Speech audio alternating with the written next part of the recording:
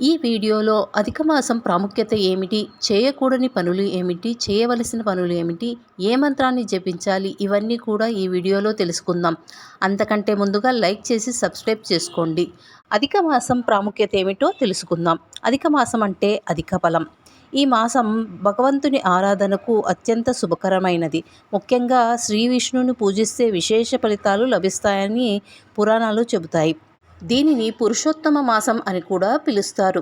ఎందుకంటే శ్రీకృష్ణుడు ఈ మాసానికి ప్రత్యేక మహిమ ఇచ్చాడు.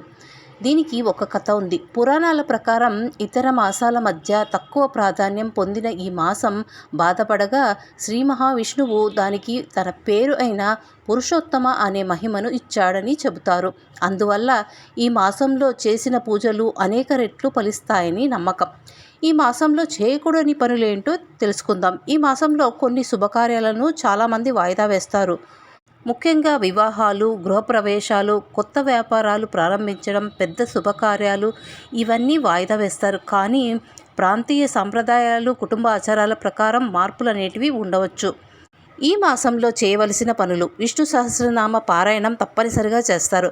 భగవద్గీత పఠనం, ఉపవాసం, తులసి పూజ, అన్నదానం, హరినామస్మరణ చేస్తారు. అయితే అధిక మాసంలో చాలామంది 33 దీపాలు వెలిగించడం, 33 ప్రదక్షిణలు చేయడం, 33 రకాల దానాలు చేయడం వంటివి చేస్తుంటారు. ఇవి చేయడం కుదరని వాళ్ళు ఈ ఒక్క మంత్రాన్ని 33 సార్లు చదవడం వల్ల అంతే ఫలితాన్ని మనం పొందగలం. ఆ మహావిష్ణువు యొక్క మంత్రం ఏంటో తెలుసుకుందాం. గోవర్ధనం ధనం వందే గోపాదం గోపరూపిణం గోకులోద్భవ ఈశానం గోవిందం గోపికా ప్రియం. ఈ మంత్రాన్ని 33 సార్లు జపిద్దాం. ఆ మహావిష్ణువు యొక్క కృపకు పాత్రులవుదాం. ఓం నమో నారాయణాయ.